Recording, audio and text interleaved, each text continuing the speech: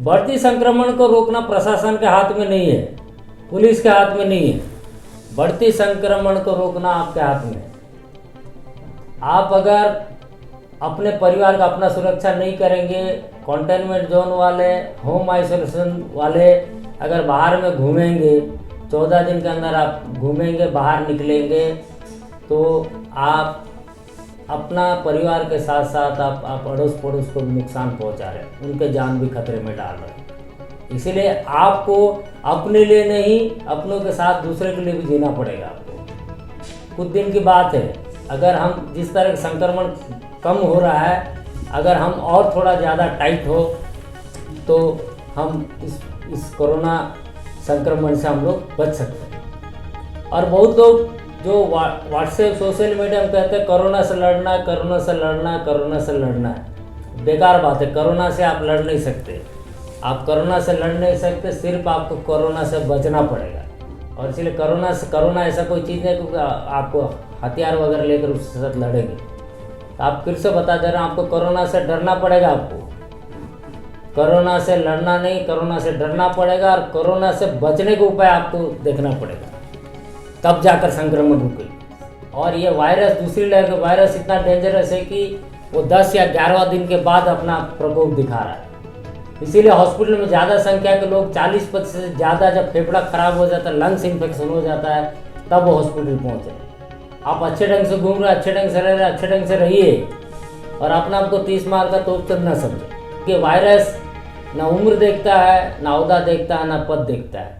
पूर्व राष्ट्रपति प्रणब मुखर्जी को भी संक्रमण हुआ, बहुत से मुख्यमंत्री, उनको भी संक्रमण हुआ, फिल्म स्टारों को, अमिताभ बच्चन तक को हुआ। तो समझ लीजिए हम किस खेत के मूल्य हैं। कोरोना किसी को नहीं देखता, पोजीशन नहीं पूछता, भाई साहब आप कौन हैं, आप IAS ऑफिसर, कलेक्टर हैं, SP हैं, फिल्मी कलाकार हैं, ऐसा कुछ नहीं। कोरोना किसी को भूल सकता है। ज़्यादा सतर्क हमें रहना पड़ेगा, खास आम आदमी को रहना पड़ेगा। बड़े पैसा वाले, बड़े ओहदे वाले लोग अपने इलाज करा लेंगे, वो बच भी जाएंगे। अगर एक बार हमें कोरोना वायरस संक्रमण हो गया तो देखिए हमें कितनी तकलीफ होगी। एक मौत जो होती है, एक मौत से कम 500 लोग इफेक्ट होते हैं, प्रभाव पड़ता है, उनके रिश्तेदार को ऊपर प्रभाव पड़ता है। आपका जीवन कीमती है, आपके लिए नहीं, आपके परिवार के साथ साथ आपके खानदान के लिए। इसलिए हम बार बार हम हर एपिसोड में हम आपको मशवरा देते हैं कि घर से ना निकले, अगर ज़रूरी हो तो निकले तो मास्क पहने और 2 मीटर की दूरी बनाएं और हाथ साबुन से धोते रहें। ये बार बार हम आपको कह रहे हैं, आप कितना पालन कर रहे हैं हमें पता नहीं, लेकिन हम आपको सजग कर देना चाहते हैं। Audio Jungle।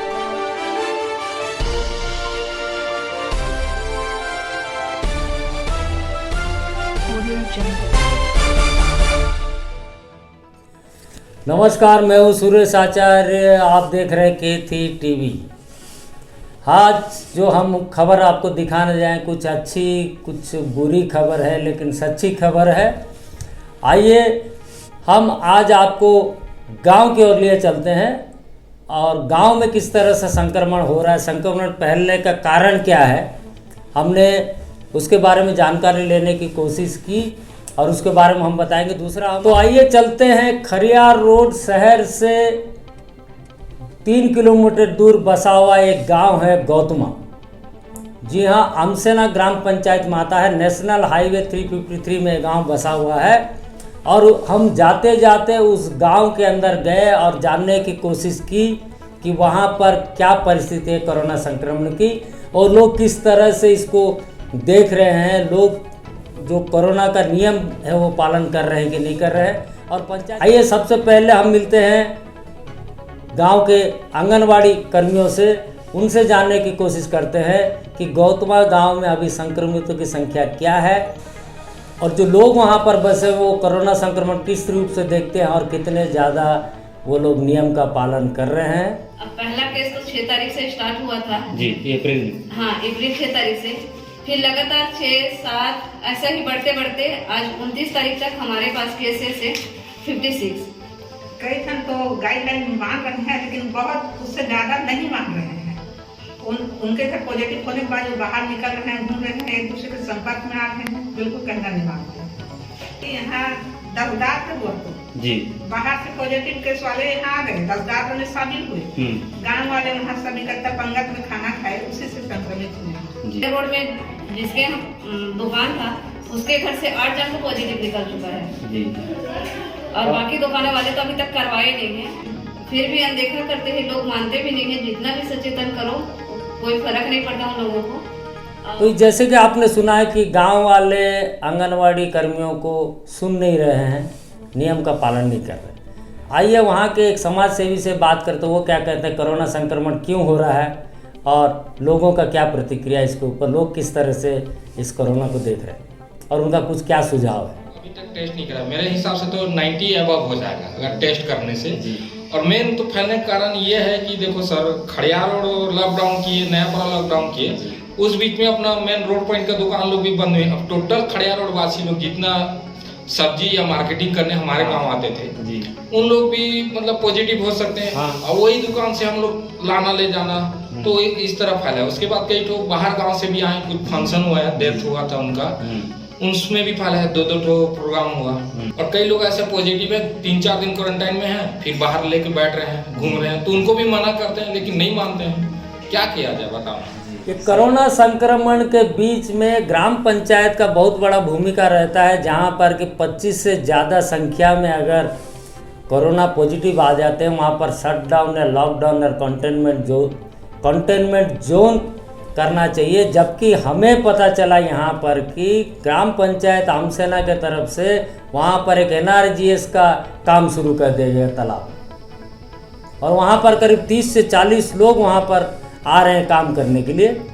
और ये भी हमें पता चला है कि वहाँ पर कुछ पॉजिटिव लोग हैं जो कि काम में वहाँ पर आकर काम में अपना हाथ बटा रहे हैं। अभी जो मेंबर लोग हैं उन्हीं लोग को निकल गया है पॉजिटिव, वही लोग जाके देख रेख कर रहे हैं, तालाब में काम करवा रहे हैं, उनको पॉजिटिव हुआ था। तो हफ्ता भर नहीं हुआ है अभी, अब निकलना चाहिए। उस टाइम तो हमारे 14 दिन का टाइम रखे थे, अभी 5 दिन 4 दिन में निकल जा रहे हैं कहीं भी। ग्राम पंचायत आमसेना में 15 साल तक प्रतिनिधित्व किए हुए श्री गजानन ठाकुर जो हैं, उनका प्रतिक्रिया, ये जो काम जो शुरू हुआ है NRGS का काम, उनका कहना है कि NRGS काम को अभी रोका जाने से कोई समस्या नहीं होती। आइए सुनते वो क्या कहना चाहते हैं। समझ नहीं आया ये पंचायत राज वाले, पंचायत समिति वाले ये कैसा सोच के अभी गांव में NRGS काम खोल दिए हैं। कम से कम 1 हफ्ता शटडाउन समझ के रखना चाहिए था, बंद रखना चाहिए था। 1 हफ्ते के बाद अगर खोलते तो ठीक रहता। और अभी अगर ये काम में अगर कहीं पॉजिटिव निकलना चालू हो गया तो गांव के लिए बहुत बड़ा दुखद विषय होगा। और अभी एक देखो NRGS काम चल रहा है, NRGS काम में कम से कम 30-40 आदमी काम कर रहे हैं, वहाँ भी पॉजिटिव हैं, उन लोग भी काम कर रहे हैं और वो दूर में है, फिर भी देखो हवा में फैल रही है। कहीं पानी पीने गए और कूद किए तो होगा ही होगा। अभी हम आपको बता दें कि 64 लोग संक्रमित हो चुके हैं गौतमा एक गांव में, जहां पर कि 280 घर हैं। 280 घर में, इस 280 घर में 64 घरों में संक्रमण फैल चुका है। उनको कंटेनमेंट, उनको होम आइसोलेशन रखा गया, पूरा परिवार को प्रतिबंधित है वहाँ बाहर आने का। इस बारे में हमने ब्लॉक डेवलपमेंट ऑफिसर जो है नुआपड़ा, उनको भी हमने उनको सूचना दिया है कि यहाँ पर किस आधार पर ये काम को शुरू किया गया, उसको हमने सूचना दी। हो सकता है कि इस काम से लोगों की भीड़ अगर वहाँ इकट्ठा होगी तो हो सकता है संक्रमण 100% पहुँच जाएगा गौतमा का। लेकिन अभी तक, जब तक हम ये समाचार हम आपको दिखा रहे हैं, तब तक हमें ये नहीं पता है कि वीडियो नुआपड़ा ने क्या एक्शन लिया। ये जो झलक आपने देखा गांव गौतमा में किस तरह से संक्रमण फैल रहा है, लोग बात नहीं मान रहे हैं। आंगनवाड़ी समझा के थक गए, समाज सेवी समझा के थक गए।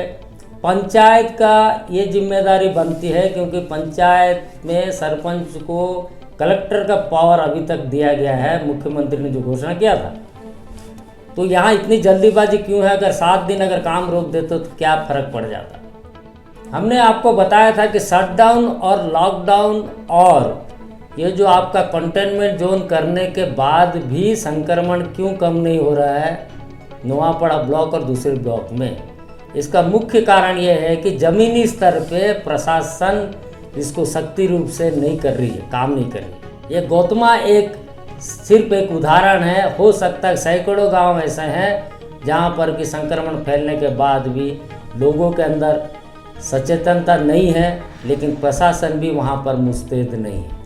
इस संक्रमण के बीच में गरीबों को सुनने वाला कौन है, यह भी एक सवाल उठता है। लेकिन हम आपको बता दें कि अच्छी खबर यह है कि खरिया रोड NSC के जो एग्जीक्यूटिव ऑफिसर है कर्नल सुना इस बात पर पूरा ध्यान दे रहे हैं और मुस्तैदी से लगे हुए इस काम में। ये तुलसी यादव बोल के एक फीमेल है जो जिसका कोविड हॉस्पिटल में डेथ हो गया। तो कोविड हॉस्पिटल में डेथ होने के कारण फिर उसके बाद पता चला कि उसका कोई नहीं है। उसका जो लड़का लोग हैं उन लोग बाहर में ईटा भट्टी में काम करने के लिए गए हैं। उसके पास एक लड़की और एक लड़का छोटा सा है, उन लोग को छोड़ के गए थे। तो वो इंक्वायरी के बाद ये पता चला कि उनके पास और कोई नहीं है। तो हमने फिर कल इंक्वायरी किए और आज देखे कि उनको सहारा चलने के लिए कुछ नहीं है। तो हम फिर मैं फ़ोन किया हमारे त्रिलोक सोनिक एडवोकेट जी को, ऐसा सब बात है और कुछ उनको मदद करते हैं हम भी और आप लोग मिल के। तो उन्होंने कुछ राशन पानी चावल वगैरह ऐसा कुछ दिए और हमारे NSC के तरफ से भी हम लोग आए हैं, पंडा बाबू है और तुकाराम साहू हैं। तो हम लोग मिले और यहाँ पर आके उनको कुछ राशन पानी चलने के लिए दे दिए। साथ में जुड़े हुए कि हमारे त्रिलोक चंद सोनी जी एडवोकेट जो हैं खरिया रोड के, उन्होंने भी उस परिवार को सबसे पहले पहल की और उन्होंने उनको सहयोग दिया। चट्टानपारा में बिहार से कुछ कारीगर वहाँ पर आके ठहरे हुए हैं। लॉकडाउन में उनको भी समस्या हुआ तो एग्जीक्यूटिव ऑफिसर उनसे मुलाकात की। उनको आहार केंद्र जो खरिया रोड में है, गवर्नमेंट गर्ल्स हाई स्कूल, पुराना गवर्नमेंट गर्ल्स हाई स्कूल, वहाँ पर उनको मुफ्त में खाने की व्यवस्था की। तो अच्छे काम भी हो रहे हैं। आप लोग में बहुत लोग अच्छा काम कर रहे होंगे, लेकिन जानकारी हमारे पास नहीं है। अगर आप भी कुछ इस तरह से मदद कर रहे हैं, जो गरीब लोग हैं, जो कि जिस दिन कमाते उस दिन खाते हैं, उनका काम बंद हो चुका है, उनको अगर आप किसी प्रकार का मदद कर रहे हैं व्यक्तिगत रूप से या संस्था के माध्यम से, K3 TV को ज़रूर आप बताएं। और आपके पास कुछ विजुअल होंगे तो आप हमें भेजिए। हमारा नंबर आप नोट करिए 7735440115। इस पर आप आपका विजुअल भी भेजिए। उस विजुअल के साथ कुछ डिस्क्रिप्शन जो क्या है वो वीडियो, उसके बारे में हमें आप भेजिए तो हम ज़रूर दूसरे लोगों को आपका जो प्रयास है प्रोत्साहित करेगा दूसरे लोगों को।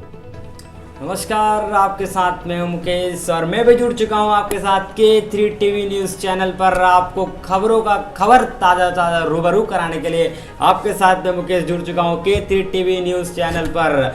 और दोस्तों, आप सभी तो जानते होंगे कि उड़ीसा सरकार की तरफ से बड़ी घोषणा की गई है। 14 दिन का लॉकडाउन, संपूर्ण उड़ीसा व्यापी लॉकडाउन हो रहा है मई 5 तारीख से मई 19 तारीख तक। और जो पहले से कर्फ्यू और शटडाउन थे वो तो जारी ही रहेंगे, और शनिवार और रविवार को जो शटडाउन हो रहे थे वो बिल्कुल जारी रहेंगे, और कर्फ्यू शाम को 6 बजे से सुबह 6 बजे तक जारी रहेंगे। और इस नए लॉकडाउन से जुड़े तमाम खबरें आपको मिलेंगी यहीं पर।